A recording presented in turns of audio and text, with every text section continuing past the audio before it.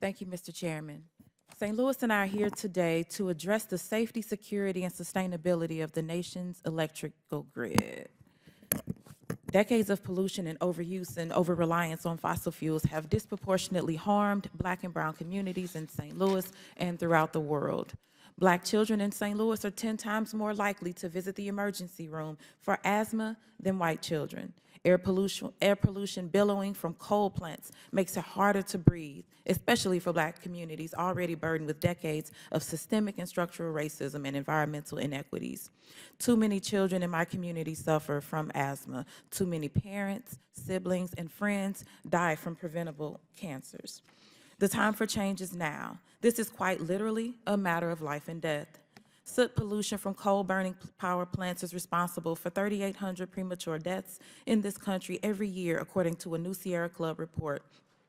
Just 17 coal plants are responsible for over half of those deaths, and Missouri is home to 2 of those 17. According to the report, 94 Missourians die prematurely every year due to burning coal. A separate report last year ranked St. Louis one of the 10 worst places in the U.S. for air pollution. Throughout my time in Congress, I have proudly worked toward climate-friendly policies. I continue to fight for a Green New Deal, including my own Green New Deal for Cities bill, which would provide funding directly to city, state, local, tribal, and territorial governments to respond to the climate crisis and create hundreds of thousands of green jobs in the process. One other fundamental step to mitigating the climate crisis is building a clean and renewable power grid. In the last Congress, Democrats made significant progress toward environmental justice and a sustainable power grid, including passing the Inflation Reduction Act.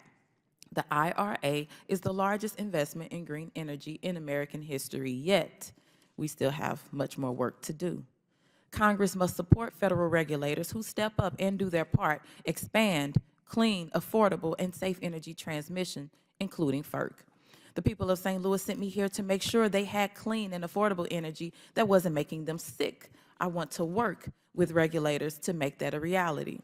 Republicans might sit here and tell you that renewable energy is a threat to our power grid, that it jeopardizes its security. This assertion is simply untrue. You know what threatens the grid? Dependent on fossil fuel? Climate change exacerbated extreme weather events. In December 2022, Winter Storm Elliott struck St. Louis, bringing bitter cold and snow that strained the power grid. While St. Louis's fossil fuel-based infrastructure froze over and failed, its wind power facilities made up the shortfall. Far too many of my constituents suffered in the bitter cold.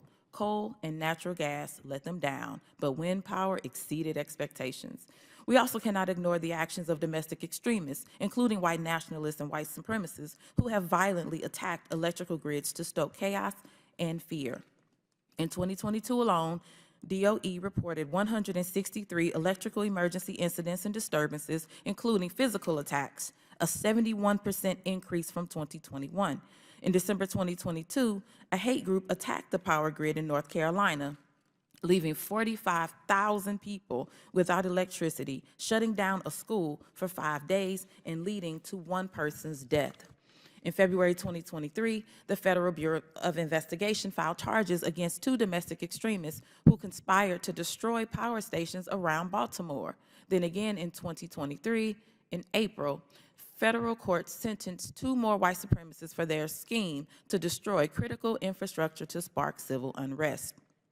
These incidents can no longer be considered isolated, outliers. Last year, Ranking Member Garcia, Ranking Member Raskin, and I sent a letter to the Federal Energy Regulatory Commission and the Department of Homeland Security on extremism and energy terrorism. I am pleased that FERC is taking these threats seriously. Our government must ensure these attacks don't happen again.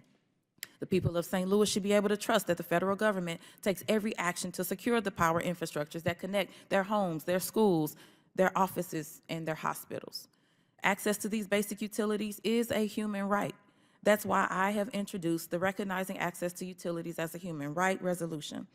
My bill would recognize access to water, sanitation, electricity, heating, cooling, public transit, and broadband communications as basic human rights.